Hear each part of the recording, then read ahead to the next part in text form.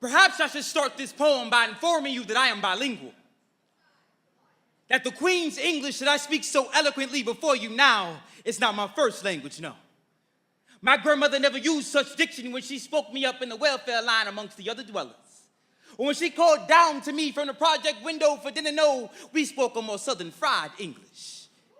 This rhetorical recipe has been in my family for generations, Grandma said. Big Mama hid it under her tongue because she had it for northern cities during a great migration. Scholars call it African-American vernacular English, but my guys, they call it slang. The man calls it Ebonics. I call it America's Creole. The last remaining squad birthed from a European and African pidgin turned into the dialect of the doughboys, the bass that appears in a rapper's rhythmic rhetoric spoken everywhere from the trap house to the liquor store, from the HIV testing clinic to the bus stop. Ebonics is the official language of the undefined black culture, the native tongue to the underrepresented black American. And long before I received liberal art degrees and stood on appalling in academic settings, I was born on the south side of Chicago and managed to garner up enough street cred from the School of Hard Knocks to qualify me to teach you all a few of my language's essentials. So hipsters, I hope you have your notepads ready. This is Ebonics 101. Chapter 1. Any English word that holds an I-N combination where the I becomes an A. Like Billie Holiday couldn't sing, that girl could sing.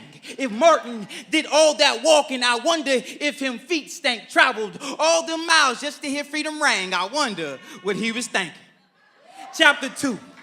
Any English word that holds an O-R combination, the R sound becomes silent.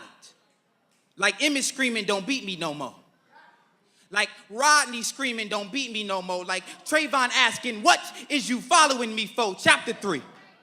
Any English word that holds an ER combination where the ER becomes an A. Like in the great quote from the linguistic scholar, Miss Lauryn Hill. And even after all my logic and my theory, I add a motherfucker so you ignorant niggas hear me. See, there's culture in these words. The bended back of my speech comes from years of carrying the black experience. The verbal diaspora of Africa shakes my spine. We cross our T's with the middle passage, dot our I's with strange fruits, curve our S's with mid-Atlantic roots. You cannot expect us to be slaves to your phonetics forever. And just like our history, we will defy the structure of your Jim Crow grammar. Refuse to speak within the lines of your Mason-Dixon diction. You cannot correct this. Context this, connotate my accomplishments, see me be black, male, use double negative to make positive. He will write until the black story no longer subsists. He will write until a clenched fin is synonymous with a clenched fist. He will write until the black male is able to live, be, exist. Class dismissed.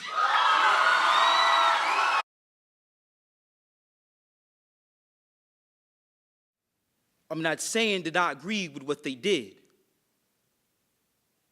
Just saying I've learned not to judge a people for how they grieve.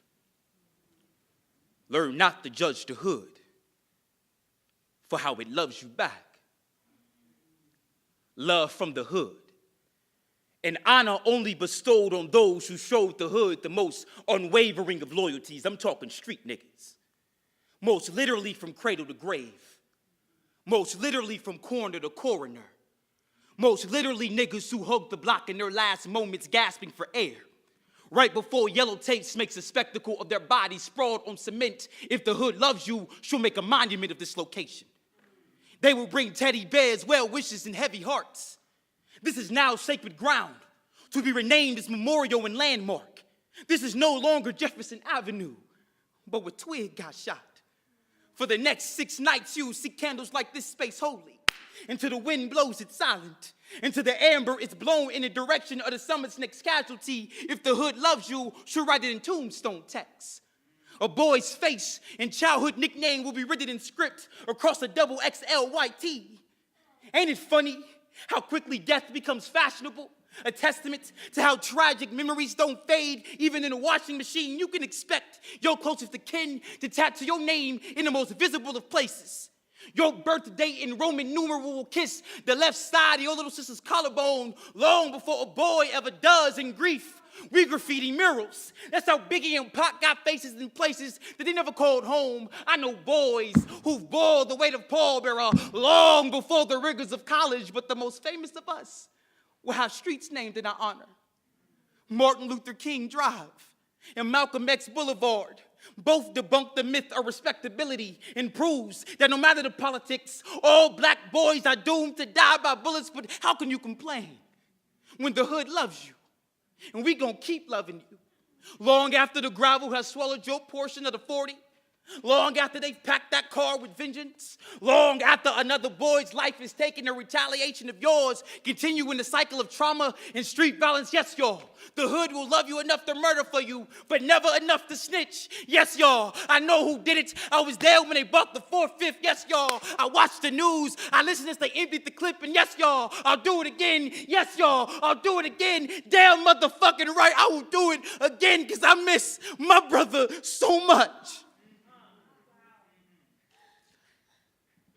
But that don't mean that I agree with what they did. That just means I've learned not to judge a people for how they grieve. Learn not to judge the hood for how it loves you back.